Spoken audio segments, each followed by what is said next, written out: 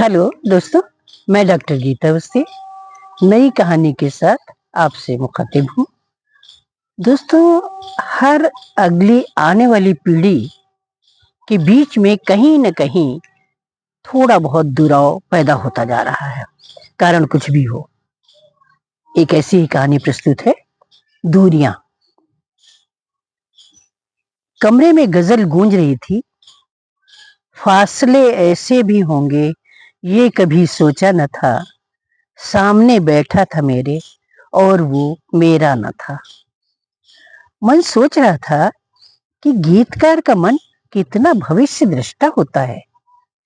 कभी कोई माँ सोच सकती है कि जिसको 9 माह पेट में रखा, नींदें हराम करी, जिसकी नींद सोई जगी, पाला पोसा, जिसकी हर इच्छा पूरी करने की कोशिश की, वो आज पास होकर भी अपना नहीं लगता। पूरे 24 घंटे में 24 मिनट भी उसके पास नहीं है जो मेरे लिए हो। हंसी आ गई थी। माँ अगर 24 मिनट को कहीं चली जाए तो आफत मचा देता था। कहीं जाने के पहले उसे विश्वास में लेना पड़ता था कि मैं बाहर जा रही हूं और इतने समय के अंदर आ ही जाऊंगी। बाहरी लॉन में बैठी इधर उधर उड़ती चिड़िया देख रही थी। ये चिड़िया भी कितनी निर्लिप्त होती हैं। अपने माँ बाप से न जाने कब मिली होंगी, अब उन्हें पहचानती भी हैं या नहीं। इनके माँ बाप ने भी तो इन्हें पैदा किया, उड़ना सिखाया, अपना खाना स्वयं ढूंढना, वो रोज रोज उड़कर आना जाना, खाना इनको स्वयं ही करना पड़ता। चिड़िया भी तो बूढ़ी होती होगी। जिस तरह चिड़िया बचपन में अपने बच्चे को अपनी चोंच से खिलाती है, क्या बच्चे भी अपनी बूढ़ी माँ क्या बच्चे भी अपनी चोंच से बुढ़ापे में बूढ़ी चिड़िया को खिलाते होंगे? शाम से ही सोच रही थी कि आज अगर 5 मिनट के लिए ही ललित इधर आएगा तो उससे कहेगी कि वो शिव मंदिर में दर्शन करने जाना चाहती है। ईश्वर की कृपा से घर में कार, ड्राइवर, सब कुछ है। शाम को जूतों की आहट आ रही थी। चलो 5 मिनट तो बेटा सामने खड़ा होगा। लेकिन जूतों की आहट सैंडलों की आहट के साथ साथ दूर निकलते चले गए थे। बाद में पता चला था कि बेटा ललित बहू के साथ किसी पार्टी में गया है। रात को बिस्तर पर लेटी थी तो आहट सुनी थी, पर उस आहट ने तो सिर्फ दिल पर हथौड़ों की चोट पहुंचाई थी। नींद की जगह यादों ने डेरा जमा लिया था। परीक्षा की तैयारी के दौरान रात रात भर ललित पढ़ता था। मैं पूरी रात आहटें सुनती रहती थी कि अब उसने पन्ना पलटा, अब थककर कुर्सी को आगे खींचकर पहलू बदला। उसकी थकान वो बेचैनी की आहट मैं पूरी रात महसूस करती रहती थी। कभी कभी मैं उठकर जाती थी और उससे थोड़ा आराम करने को कहती थी। मेरी आदत सुबह हमेशा जल्दी उठने की थी।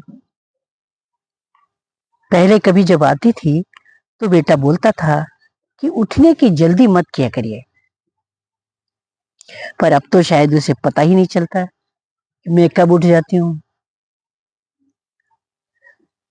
पता नहीं सवेरा देर से होने लगा है या मैं देर से उठती हूँ, पर सूरज मेरी जिंदगी को सुबह की रोशनी नहीं दे पाता है। कल पोते शशांक को मैंने कहानी सुनाने का लालच देकर अपने पास बुलाया था। लालच ने असर किया था। पोता शाम को ही मेरे पास आ गया था। मन खुश हो गया था। बेटा न सही, उसका प्रतिरूप तो पास में रह बैठा रहेगा। पोते को बगल में लिटाकर कहानी सुनानी शुरू कर दी थी। हनुमान जी ने अशोक वाटिका में जाकर सीता जी को श्री रामचंद्र जी का संदेश सुनाया था। तो पोता बोल पड़ा था कि दादी, हनुमान जी तो बंदर थे ना, फिर वो सीता जी से बात कैसे किए थे, किस भाषा में बात किए थे? मैंने मन ही मन गूगल युग के बच्चों को प्रणाम किया था। हम अपने जमाने में समुद्र के ऊपर उड़ते हुए हनुमान जी को कल्पना में देखा करते थे। कभी नहीं सोचा था कि वे उड़ कैसे पाते थे। कहानी आगे बढ़ी थी कि रावण की सभा में हनुमान जी ने निडर होकर बातचीत की थी और उन्हें पूंछ में आग लगाने की सजा दी गई थी। सवाल फिर पूछा गया था, जब वे हवा में उड़ रहे थे तो आग उनके बदन पर क्यों नहीं फैली, सिर्फ पूंछ तक रही थी और पूरी लंका जल गई थी? इस युग के बच्चों को संतुष्ट कर पाना कम से कम मेरे लिए संभव नहीं था। तभी पोते को बुलाने के लिए बहू नेहा की आवाज आई थी। रात के 9 बज गए हैं, कल स्कूल नहीं जाना है क्या? अब कहानी सुनने का चस्का लग गया है, पढ़ाई तो करनी नहीं है, नया बहाना मिल गया है। शशांक चुपचाप उठकर चला गया था। मैं बाकी की रात इन सवालों को सुलझाने में लगी रही थी कि हम लोग इतने बुद्धू क्यों थे। कोई सवाल नहीं किया। कहा गया इस स्कूल में जाओ, चले गए। कहा गया इस लाइन में जाना है, चले गए। कहीं कोई विरोध नहीं, आज भी कोई सवाल नहीं करते। सुबह उठी थी तो नौकर ने चाय लाकर रख दी थी। मन में सवाल उठे थे कि क्या ये चाय बहू नहीं दे सकती थी? आखिर उसके घर आई हूं, मेहमान हूं उसकी, लेकिन हमें सवाल पूछने की आदत जो नहीं है। सुबह से दोपहर हो गई थी। मैं अपने कमरे में बैठे बैठे ऊब गई थी। बाहर लॉन में आई थी तो धूप फैली थी। कुछ समय बिताने के लिए मैंने इधर उधर घूमकर फूलों की वैरायटी देखी थी, लॉन की धूप देखी थी। काम करते हुए माली से बात करने लगी थी तो अंदर से बहू नेहा की आवाज आई थी, रामेश्वर, कल गेंदा के बीज लाने को कहा था, गए क्यों नहीं? रामेश्वर चुपचाप चला गया था। मैंने दोबारा न्यूज़पेपर पलट डाला था। मुख्य पृष्ठ पर वही सब कुछ था जो कल शाम टीवी पर देखा था। वैसे भी टीवी देख लो तो फिर न्यूज़पेपर में क्या रखा है, सिवाय कुछ चटपटी मसालेदार खबरों के।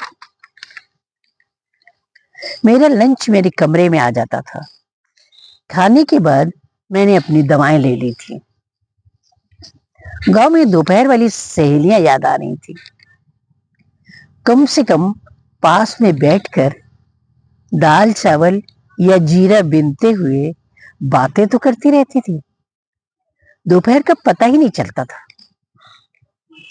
आंगन में नौकरों के काम करने की आवाजें आ रही थी। दोपहर को 3 बजे मैं चाय पीती हूँ, ये सबको पता था। ठीक 3 बजे मेरी चाय आ जाती थी। चाय पीने के बाद मन करता था कि चाय के कप से ढेर सारी बातें करूं। कम से कम थोड़ी देर तक मेरे पास बैठा तो रहता है, मगर कप से भी क्या उम्मीद करूं? पहले तो चाय से भरा रहता है, फिर खाली हो जाता है। जब जिंदगी में ही रीतापन हो तो फिर दूसरों से क्या शिकायत? याद है जब पति जिंदा थे तो सुबह चाय के समय एक बार सब इकट्ठे हो जाते थे। बातचीत होती थी जिसमें राजनीति से लेकर रिश्तेदारों तक, पुरानी समस्याओं से लेकर करंट टॉपिक तक बातचीत होती थी। क्या अकेली माँ इतनी गंवार होती है कि उससे किसी टॉपिक पर बातचीत हो ही नहीं सकती? अगर कभी भूले भटके हो भी तो बस उसकी कमियां निकालने के लिए। शाम को बाहर ललित की गाड़ी पोर्च में आकर रुकी थी। आंखें कमरे के दरवाजे पर लगी थी कि शायद ललित इधर ही आ जाए। जूतों के आहट से वो दिशा का अंदाज लगा रही थी। कुछ मिनट बीते थे और फिर वे पहाड़ बन गए थे। ललित सीधे अपने बेडरूम की तरफ चला गया था। उसने मन को समझाया था, थका होगा, उसे आराम भी कहाँ मिलता है। रात देर तक ऑफिस का काम करता है, घरेलू काम सारे रहते ही हैं, वक्त तो उसे रहता ही नहीं। उसकी अपनी घरेलू लाइफ भी तो है, वो इतनी उम्मीद करती भी क्यों है। वो अपनी जिंदगी जी चुकी है, अब उसे दूसरों की जिंदगी में दखल नहीं देना चाहिए। उसे आंसू आ गए थे।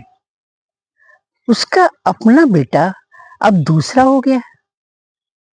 ठीक ही कहा गया है, शादी होते ही बेटा पराया हो जाता है, जबकि लड़की पराई होने के बाद भी जिंदगी भर अपनी रहती है। श्वेता की विदाई के समय का दृश्य उसे याद आ गया था। श्वेता ने उसे पिछले महीने बुलाया था, पर उसने उसे नैतिकता का पाठ पढ़ाया था। अपनी सासू मां पर ध्यान दो, तुम्हारे ससुर नहीं है, मैं तुम्हारी जिम्मेदारी नहीं हूं। किसी को भी ये कहने का मौका मत देना कि मां की ही चिंता करती है, सास के लिए तो बस औपचारिकता निभाती है। श्वेता ने खींच कर कहा था, मैंने ऐसा किया क्या है जो आप उपदेश पर उपदेश देती चली जा रही हैं। मैंने कहा था ना करूं, इसीलिए तो उपदेश देती हूं।